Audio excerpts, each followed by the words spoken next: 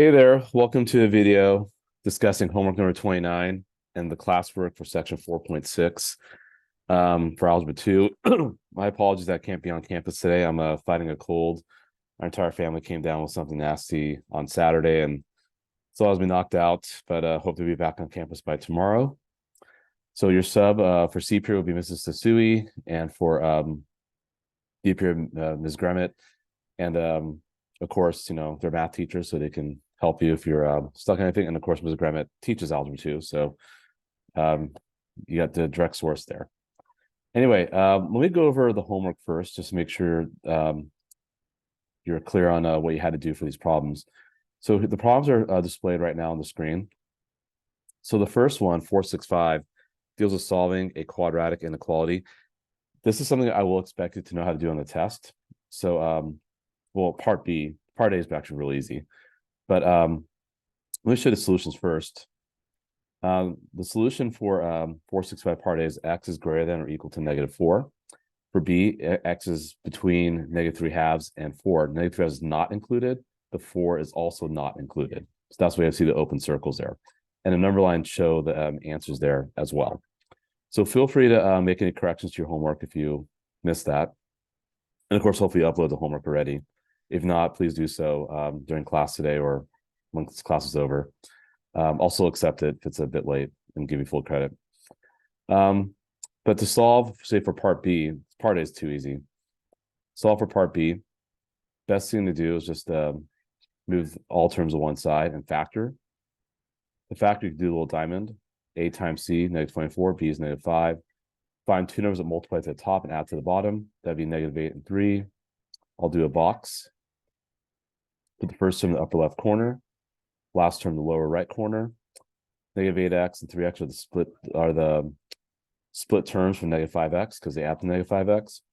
The first column I could take out 2x, so I'll put an x here. Therefore, that has to be a -4, and that has to be a 3. And that should check itself out. 2x plus 3, x minus 4. When I FOIL it, does it make sense? It does. So we got to find our boundary points. Our boundary points are what make each factor 0. That would be -3/2 or 4. So then you draw a number line, locating those on the number line. Of course, -3/2 to the left, 4 to the right. And you test values within each interval, like 5, 0, or -2, let's say. And you plug it back into the original expression. You could plug it back into here, here, or here. The factor one's probably going to be preferable because it's easy to see if it works or not. If I plug in 5, I get 2 times 5 plus 3 is 13 times 1. That's clearly a positive number. If I plug in 0, I get 3 times -4. That's clearly negative. Plug in -2, I get -4 plus 3 is -1 times -6 to get us positive. But I want a negative number because I want the entire expression to be less than 0. We want a negative value that's clear between -3/2 and 4. But because there's no equal sign, we don't include -3/2 and we don't include 4. You shade in between. Because that's what you're looking for, a negative answer if you're less than 0. Or you can write the answer like this as a compound inequality, like that. So hopefully that makes sense how that's done. 466 is a lot going on here. Let me show you the answers. Sorry I signed so much for there. Here are the answers right here. So take a moment to simmer on that. Notice that B, D, F are the opposite of A, C, E. They're going opposite directions. And you can see the arrows like are either in or out, in or out. And C and E are actually the same thing. It's kind of crazy. And then G kind of talks about, it just kind of reflects on those solutions. But yeah, if you look at like A, for example, or ACE, those are all less than. BDF are all greater than or equal to. And also look at C and E. They're just reversed, 2x minus 3 and 3 minus 2x. Because you're dealing with absolute value. 2x minus 3, or actually 3 minus 2x is -1 times 2x minus 3, right? So, but if you put a -1 sign absolute value, whoop-de-doo, it comes up being positive anyway. That's what answers for C and E are identical. To solve them, just really quickly, what you do is you simply say 2x plus 3 is less than 5. or you say 2x plus 3 is greater than -5. So you flipped inequality and flipped the sign on the right side, and you solve it in each case. And that's why we got those as the answers, x being between -4 and 1. Even if you see two inequalities are going in the same direction, so they're going towards each other. That's what I meant to say, they're going towards each other. So there's an overlap. And that overlap is going to be the answer for that inequality. Whereas for B, it's going to be on the outer arrows because it's greater than. Greater than means that you're bigger than 5 or less than -5. So 2x plus 3 would be greater than or equal to 5, or 2x plus 3 would be less than or equal to -5. And that's why you have two arrows going opposite directions for B. But less is between, B is greater. You can also think of less than, how it's sandwiched in between two numbers. And it's a and situation because it's greater than -4 and less than 1 simultaneously. This is greater. So it's like an or situation, like two ors in a rowboat, if that makes sense, because they have two arrows going opposite directions. I could talk more about that when I'm back on campus later this week. These here are very simple. You just have to get y by itself. So we call that a literal equation where you're trying to isolate a variable. Very simple. The answer is right here for 4, 6, 7. Y equals -3x plus 8, and y equals -x minus half. Those are linear functions, which you can easily graph with the slope and y-intercepts. That's why it's good to isolate variables, so you can do that more easily and identify slope and y-intercepts there. For 4, 6, 8, if you were to solve this, you'd run into a problem. You FOIL the left side and then move the other terms from the right side to the left side and then combine like terms. You wind up getting something that's not factorable. Doesn't mean it's not no solution right off the bat. But if I say I did completing the square, where I take half of the linear coefficient -8 and square it, now to both sides, now I get y minus 4 squared equals -3. Well, how is that possible? How can something squared equal something negative? That's impossible. Plus, if I square root, I'm squaring a negative, which I can't do. So that's why it's no solution. If you're at a graph, you have a parabola that's shifted 3 to the right, and you have a line with a negative y-intercept. They're probably going to miss each other, which also would indicate that you have no solution. And for B, y minus 3 equals 2y minus 10, or y minus 3 equals -2y plus 10. So you make the other side negative when you do its negative counterpart. You solve in each case, y equals 7. You solve in this case, you get 3y equals 13. The problem is that one of them is not going to work. The 7 is fine. If you plug in 7, you get 4 and 4 on each side, so that checks out. You plug in 13 over 3. 13 over 3 minus 3, that's 12 over 3 is 1/3. No, sorry, minus 9 over 3 is 4/3.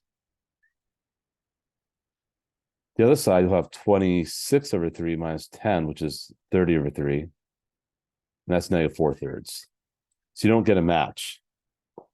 And the reason why 13/3, we call this an extraneous solution. The reason why that doesn't work is because if you're to graph the absolute value, it'll look like this. And if you graph 2i minus 10, excuse me, it looks like this. Actually, I lied. Probably looks, I don't know. I'm not doing a good job drawing this, guys. Well, anyway, it looks like they're only going to touch once. So I know I didn't draw that accurately, but because they only touch once, the other solution is extraneous. So if you were to graph it on Desmos, you'd see that happening. Actually, now I'm a little curious why I'm having trouble graphing this. It looks like that. No, I guess it looks like that. I don't know. I didn't graph that accurately. So anyway. A couple more problems here. 6 and just all review of old stuff. So this will be on the final exam for sure. And by the way, do expect a problem like 68 and 67 and probably 66 on our test later this week. 70 is old stuff also, but let's look at 69 really quickly. Here are the answers for 69. So take a moment to simmer on that. If you have questions, the same for me on Wednesday when we meet again as a class, or shoot me an email. So those answers 6, 10, 70 is right down there. So for 6, 10 really quickly, C and D, you're just going to factor and cross stuff off. And of course, the second fraction for C, you flip and things cross off X very nicely because C is very factored actually. D is not factored, so you got to factor. A and B, you got to find common denominators and combine them. 70, again, completing the square. I already showed it to you for one of the previous problems. We move the 15 to the other side. You get 60. Take half of 12 and square it. And sorry if you hear that noise in the background. That's my daughter watching Bluey on Disney Plus. She's homesick too. Now you take half of 12 and square it. It's 36. And 36. X plus 6 squared equals 96. Square roots. X plus 6 equals plus or minus 6 root 3, I think. Is that right? No. 4 root 6, my bad. Because that's 16 times 6. And root 16 is 4. Move the 6 over, and you got the answers. You could also graph this in Desmos. Not sure if you actually punch that in, it might just show the graph of a parabola. And the parabola would have 2 x-intercepts. And it'll give you some nasty decimals. But if I'm looking for an exact answer, which is what I'll probably ask on our test. Actually, sorry, this would be more of a final exam question. This is old stuff.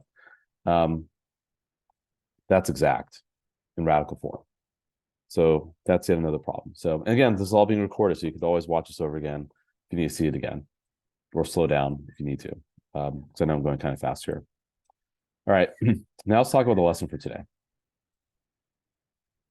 Lesson's short, just 2 pages. And hopefully photocopies will have been made for you. I know the second floor copier is down, but I think Mrs. Sasui will have made copies in the down basement copier, so hopefully that's been done for you guys. So here we're asked to solve inequalities of 1 or 2 variables. Now, this won't be on the test this week because I think you guys need more time to make sense of this, but it will be on the final exam. And this is actually our final day of new material. I'm sad I can't be there with you guys to do the final lesson for 2023. But obviously, we'll review for the test on Wednesday. We'll have the test on Thursday for C period, Friday for D period. And then we'll have the calculator project the following week. And then also we'll start final exam review around that same time. And then I'll talk more about the calculator project when I see you guys on Wednesday. We have all the details hashed out. But we're going to spend next week working on it, just so you know. So you have class time to do it. Anywho, here we got 2 inequalities. Y is greater than or equal to 2x squared plus 5x minus 3. Y is less than x squared plus 4x plus 3. And they're graphed below. Now, because they're inequalities, you have to shade as well. So the shading here goes above when it's greater. It goes below when it's less. So 2x squared plus 5x minus 3 is going to be, actually, let me color code. That'll be better for you guys. So the first parabola I'll label in green. Shoot. Give me that one. And I'll just retrace it in red. That's a terrible retracing. Just go with it. And the other one, goodness. My color, I'm sorry, guys. Let's do green there. Told you I'm not feeling well. All right, here we go. Steady hands. Steady hands. Here we go. Okay. And the other one's red. Has y-intercept of positive 3 clearly. So we're going below the red line, but above the green, sorry, below the red curve. Below the red curve, above the green curve. So the shade region would then be this.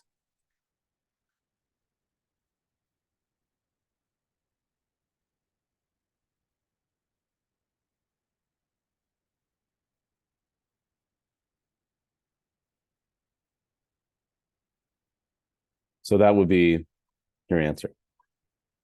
That's how you would show the answer. So it's not a number you give, it's actually a graph you give. So the solution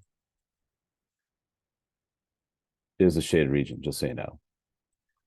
And you need, it has to be the overlap. What overlaps between the 2 shaded regions. Because truly, for the red curve, there's a whole bunch of stuff below, right? or for the green curve, there's a whole bunch of stuff above as well. But you want the overlap between the two. So does negative 3, 0 make both inequalities true? Probably does. That's where they meet. Actually, I take that back. If I plug in -3 into here, I get 9 minus 12 plus 3. 0 doesn't equal 0. So actually, that does not work because you don't have an equal sign for the second inequality. -1, 1. No, probably not. 1, 5. Probably, though. Well, I think 1, 5 make both happy. But if I plug in -1, 1, say it's the first inequality, 1 for y, -1 for x.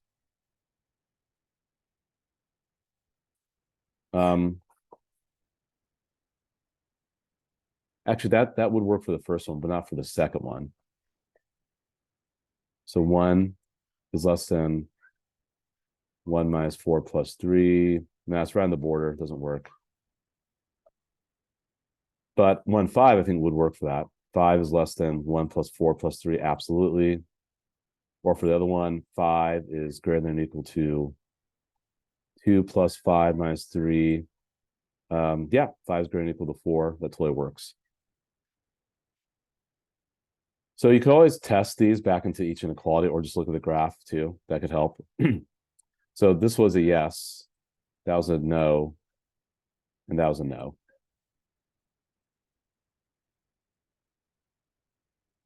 So how can we represent all solutions? Oh, I just said so. The shaded region. The overlapping shaded region. Let me repeat that. What was the difference between the solution to the system and the solution to inequality found? Well, the solution here is an interval for one coordinate. You know, we saw these in the previous class before Thanksgiving, where I moved all terms to one side. And we had this in the homework as well. And you had to factor and do a sign chart.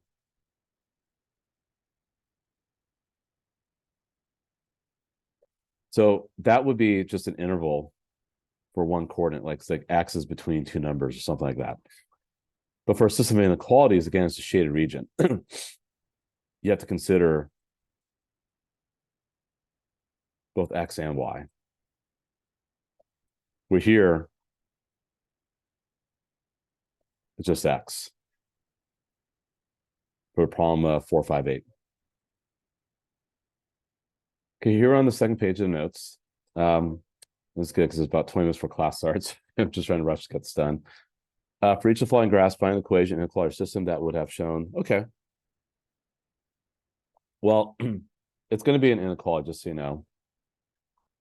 Oh, sorry. For the shaded regions, there'll be inequalities. But for A, just a system. That's all it is. Clearly intersect at two places. So really what you're saying here is just going to be find the equation question that could have the solution shown. Yeah, I mean, it's obviously x plus 2y equals 4. And y equals -1/3 x plus 3x minus 4. So you just are just basically copying what you see there. But for B, you have to represent inequality, though. We're clearly going below the parabola and above the line. So for what you would say is you say y is less than or equal to, because these are solid, by the way. The curve is solid, so you have to include it, the boundary. When it's solid. When it's dashed, you don't put an equal sign. And you have to isolate y as well. 2y equals -x plus 4. Y equals -x plus 4 over 2. Or -12x plus 2. And you have to go above it. So y is greater than -12x plus 2. And you don't put the equal sign because it's a dashed line. The boundary is not included for that line. So that system of inequalities would describe that shaded region. This is why we're not putting on the test this week, because I think you guys need more time to understand what's happening here. And I'm more than happy to kind of have that discussion with you guys on Wednesday during class. Now for C, the line doesn't matter. We're kind of what's the right word to use? Geez, why am I losing my words here? We just don't care about it. It's irrelevant. There we go. The line's irrelevant. You're still clearly going below that parabola, so it's just gonna be this. That's the inequality there. Here you're going above that line and below the curve, but also to the right of the x-axis, which is y-axis, which is x equals 0. So we're going to say this: x is greater than or equal to 0. Y is less than or equal to negative 1/3. X plus 3, x minus 4. And then finally, y is above the line. And remember, we had as negative half x plus 2. So it's a system of 3 inequalities that describes that shaded region right there. Okay, one last problem, then I'll explain the homework to you guys. Draw a graph of the system of the inequalities below. Label all vertices, blah, blah, blah. Say where they intersect. So that's an absolute value graph, which is a V shape. That's shifted 3 down. This is shifted 3 up. Sorry, 5 up. And also reflect about the x-axis, which actually we need to do first. So let me do color coding again. Let's make the first one green. Let's make this second one pink.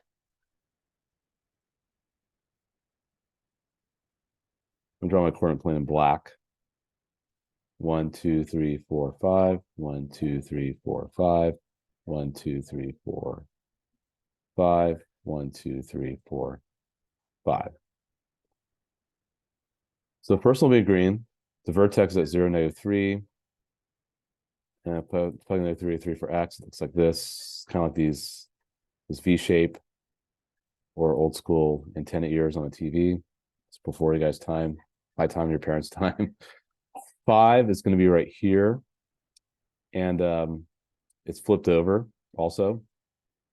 If I plug in 5 or -5, that should be 0 in each case.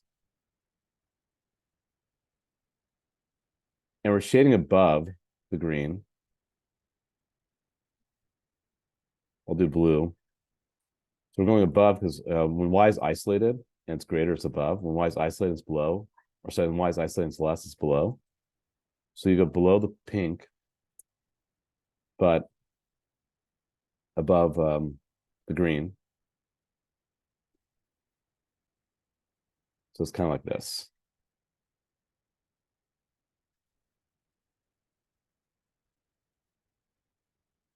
So anything in that shaded region will make both inequalities happy. Where they intersect, it seems like, I did a pretty good job of graphing this. Seems like they intersect at 4, 1 and -4, 1. And if I plug those in, those make sense. So we're good. Okay, so that concludes this lesson. The homework problems are right there. There's 6 problems. If you want to do extra practice, they're right there.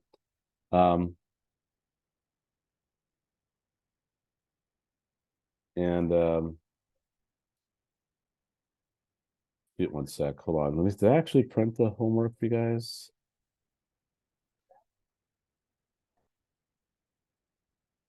Yes. Oof. Got a little nervous there. Okay, I thought I didn't do it. Okay. So homework is there. I didn't do the extra problem, so my apologies. You can always go to the CPM textbook and do that if you want. But you look at 106, this is just more review of old stuff, getting ready for the test, solving equations. Systems, some are not linear. Probably in substitution, you could also graph as well. Well, it says without graphing, but let's try substituting first and then graphing to check the work. One word problem here, that's linear. Systems of inequalities, which we just did today. So 109 is actually relevant to today's lesson. 110, solving nonlinear inequalities. Something like part A, part B will most likely be on the test. Review of old stuff, just, getting ready for finals. And that's that. So Video again, not too bad. Looks, I'm not sure how long it is, about 20 plus minutes. Yeah, rest time to work on homework. And if you get all that done, then you could work quietly for another class if you have some assignment that's pressing that you have to get done. Or if you want to get a head start reviewing for the test, there's a practice test I put in Schoology. If you go to Schoology, it's right here. I didn't print it, so you have to work from the screen. But you can access it on your device. And just some good practice problems that are similar to what we'll see on our test. I'll give you guys more details about tests when I'm back on campus on Wednesday. We're all good stuff here. And the solution key is right here as well. So it's just and again, the real test is not designed like this. I'm not gonna ask you 24 questions. There's just practice problems that you guys can look at that are good for you guys to do. And I think that's it. Okay. So I'm gonna end the video and then send you guys a message. All right. And hopefully I'll be better by tomorrow. I'm back on campus and definitely be ready to teach you guys on Wednesday. All right. Hopefully you guys had a good break and I will see you guys later. Goodbye.